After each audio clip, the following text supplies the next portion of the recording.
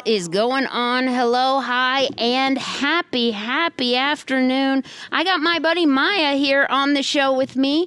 What am I saying? I'm on Maya's show. This is the latest news to keep you in the groove with Maya, and it is a special edition. Maya, who's joining us on the show today? Ryan Kelly. Ryan Kelly, welcome. How are you, Ryan? Doing good. Thanks so much for having me. Well, we are pumped. Maya, awesome. You know the drill. Take it away. Yeah. So first of all, I just want to say thank you so much for calling in. I love your videos, and I've been really excited to talk with you. Well, thank you. I've been really excited since you reached out. I'm very excited that we get to chat and have a good time. Yeah. So my first question for you is, what first drew you to comedy? Ooh, so I've done improv comedy for about 14 years since I was really little. And then I started doing stand-up comedy because improv's kind of tough because you need a full team to perform with. And so I just wanted something that I could more control myself. And so like that I could just go up and do whenever I wanted to. So that's how I ended up in stand-up. Yeah. Oh, cool. So who are your comedic influences? Ooh, definitely Mike Birbiglia. I don't know if you're familiar with him, but he's great. He does a lot of storytelling based stuff, and I love his stuff. Other comedians that inspire me, actually, right before we popped on here, I was listening to a guy named Kyle Kinane. He takes a much especially like compared to his old stuff, he takes now a much more like happy, optimistic approach to it. And I think that's really cool. So, yeah. Oh, cool. Yeah. So what, I haven't heard of either of them, so I'm going to have to look them up. Well, I hope you enjoy them. They're both good comics. Yeah. So, yeah, thank you for telling me about them, because now after this interview I'm gonna go look them up. So awesome. Well, I hope you have fun. Kyle Kinane's got a free special on YouTube, and then if you have Netflix, Mike Birbiglia's got some specials there. Oh, cool. Yeah. So what is the biggest challenge to performing stand-up comedy? It depends on the show. It always changes a lot. I think that like the very first time you get up there, it's like writing down what you want to say. Really like the hardest challenge over the scope of like a career of a stand-up is finding your voice. I was very fortunate that it kind of lucked out that I just knew what I looked like. And I know that I look like a youth pastor. And so because of that, I go by Youth Pastor Ryan. It's things like that. It's kind of coming to terms with what people see you as and what you see yourself as, and that kind of wonderful mesh of the two. Yeah. When I first found you on TikTok, I was so confused why you went by Youth Pastor Ryan until I found the video of you explaining why. I was like, okay, now I get it. I probably need to post that video more often, because more people than not have said, I totally thought you were a youth pastor. I was like, I am aware of what I look like. Yeah.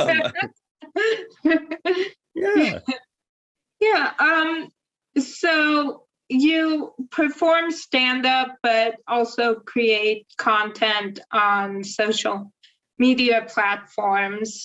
What is the process for filming a good TikTok actually like?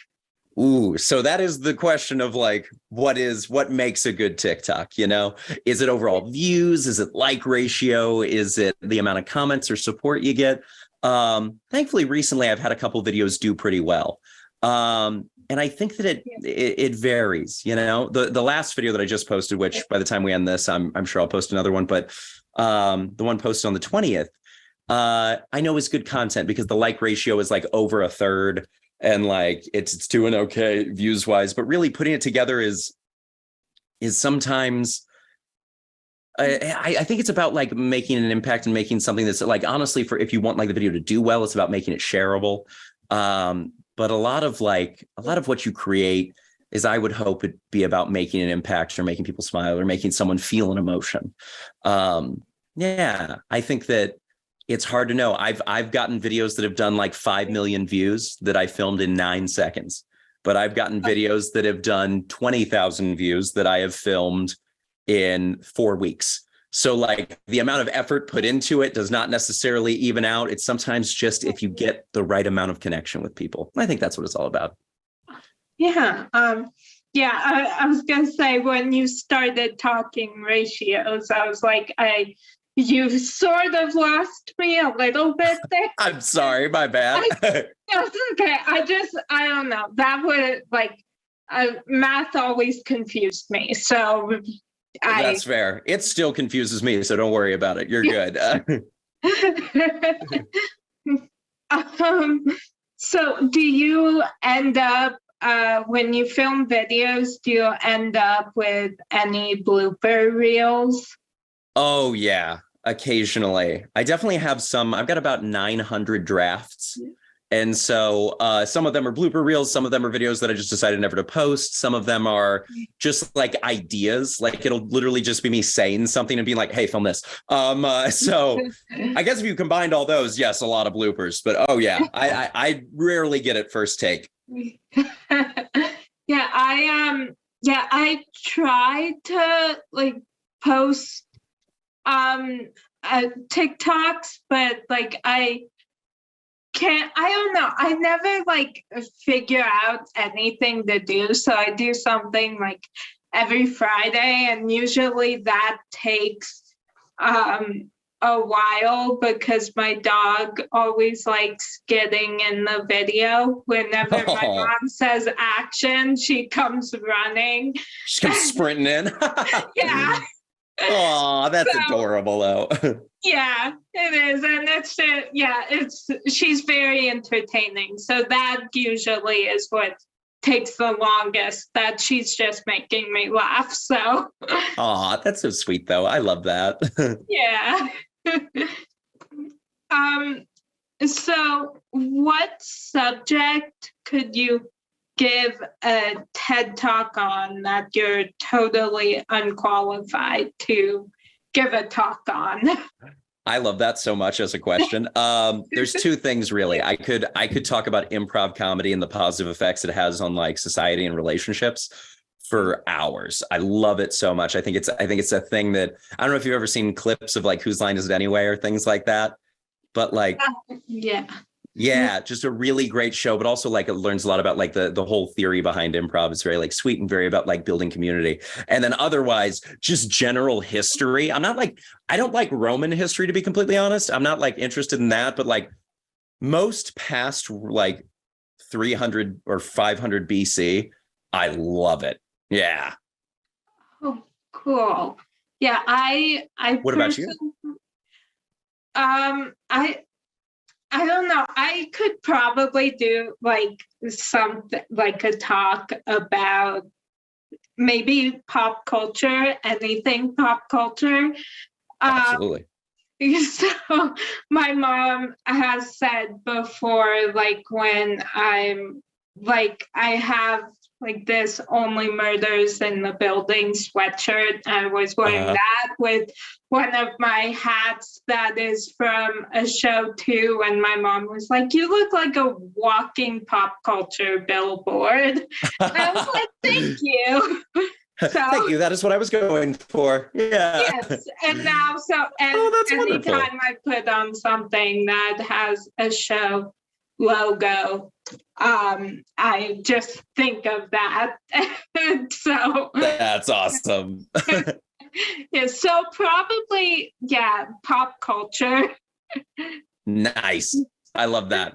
Well, and also, I guess you're definitely talking about hosting a radio show. I mean, my goodness, you're what, 280 plus episodes in? That's really cool. Thank you. You are actually my 287th interview.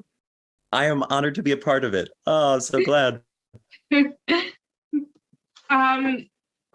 So how do you motivate yourself to still create content on days that you're not really feeling your best?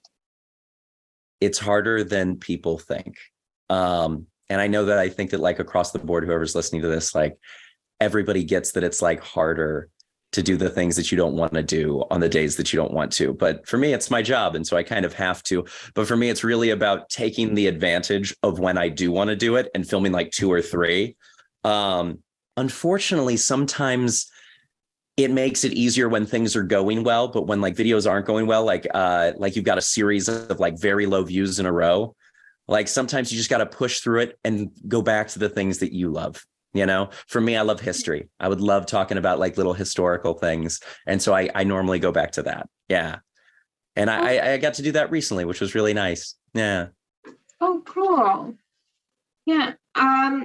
So what makes you roll your eyes every time you hear it?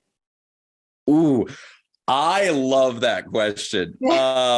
Wow, you got great questions. I'm trying to think. It probably means like a bunch of different things, to be honest. Like, I'm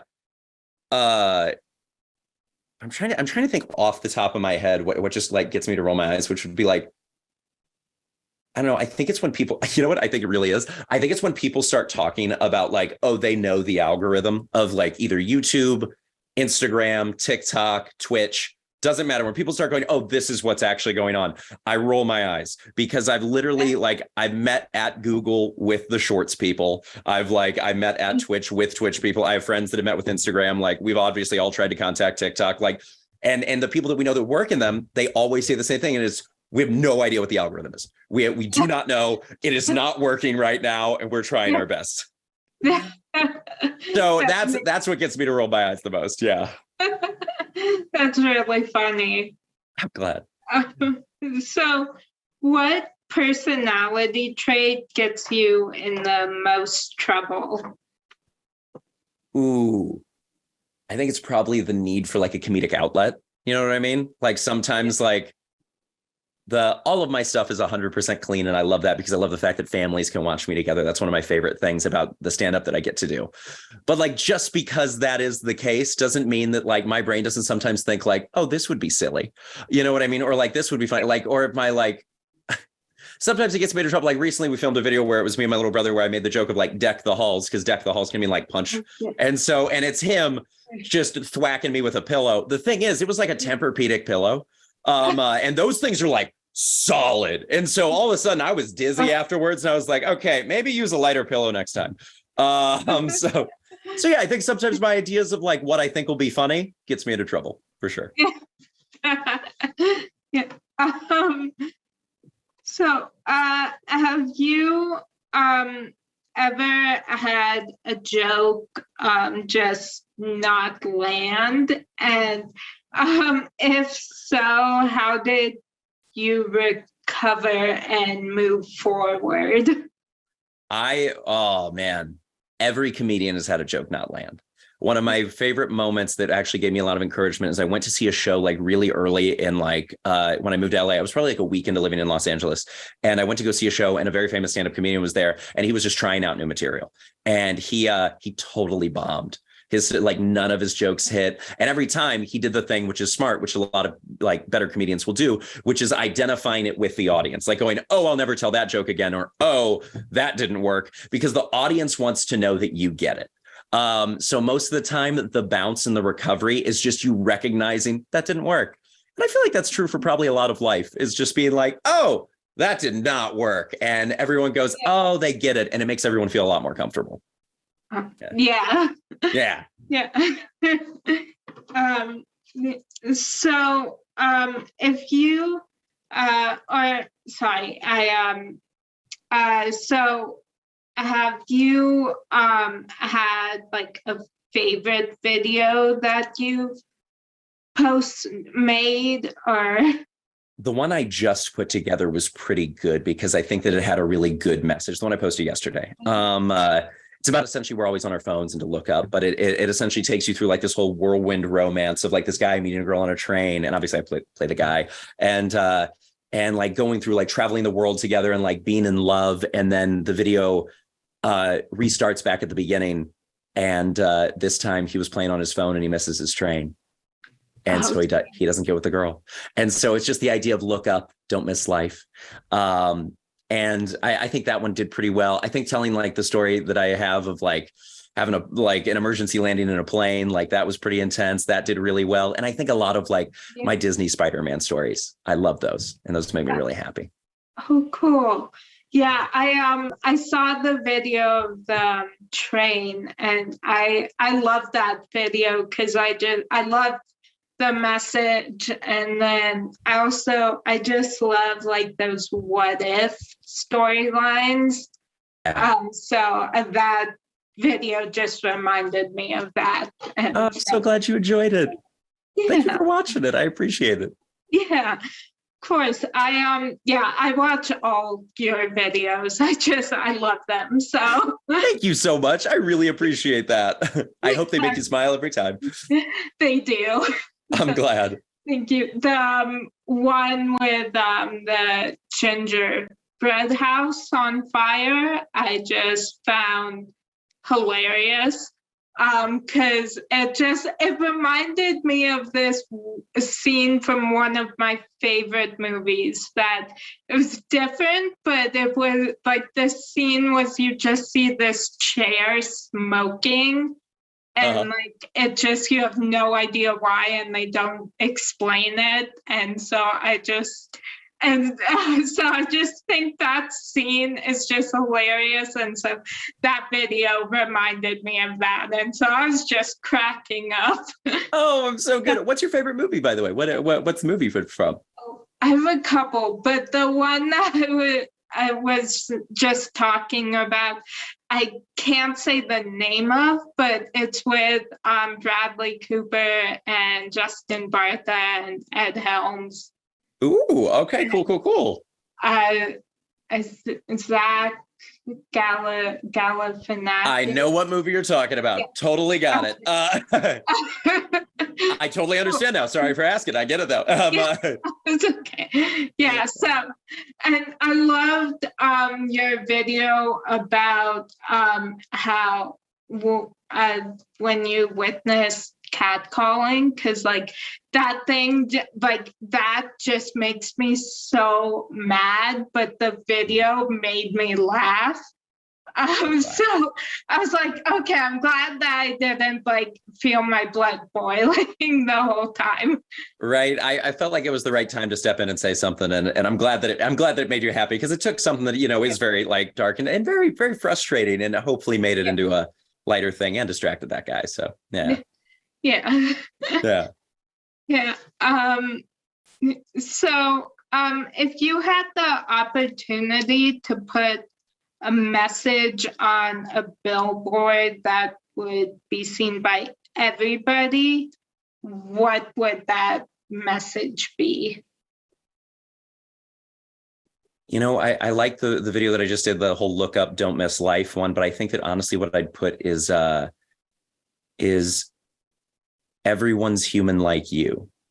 And the idea that we only see things by like a first person perspective. And right now, like I'm looking at like my screen looking at you, and you're looking at your screen looking at me, and I will never know what your perspective is like, your first person perspective, but I know that you're human, and I know that like I hope to give good things to you, and I hope to put more goodness out there for other people. And I just hope that, especially after like being online and on the internet for a while, there's a lot of negativity, and it's mostly because we don't view those people as real people. And so I would hope that, I don't know how I'd phrase it, but I hope that I could phrase it in a way that makes people know that everyone out there is just as human as they are. Yeah. Oh, I love that. Thanks. Yeah. So my last question for you is, who do you consider to be a real life superhero, and why? Ooh. I think there's a couple people in my life that are. My grandfather, who unfortunately passed away a little while ago, was an incredible human being. He would always find ways to help anyone that was around him. He would pick people up like they were just stranded. He would always help people. He was just a great guy. I would also say that like my mom and dad, for different reasons.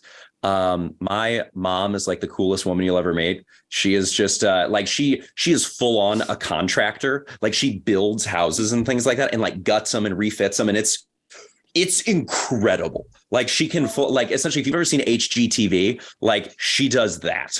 Wow. And it's so cool.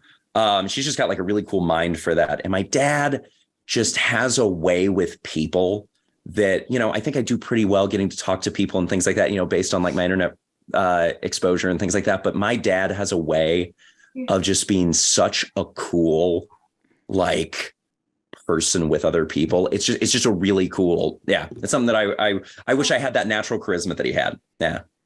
Oh, cool. Yeah. Yeah, I'd say my mom and my sister are my superheroes and my best friend. So I love that so much, Maya. That's so wonderful. I will say, after hearing a little bit about your story and seeing that you put on 287 of these and like been able to bring so many people in, I think you definitely qualify as a superhero. I mean, you do incredible things. oh, thank you so much. Absolutely. Thank you so much for calling in. I love talking to you. And I mean, you're one of my favorite TikTokers. So Well, thank you so much. Of course. I hope you have a great night and a great day. And I hope that everything goes great. Thank Awesome. you. You too. Thanks for Cool. spending so much time with us. Absolutely happy to. Thanks for having me. You guys have a great one. Bye-bye. You too. Bye. Bye.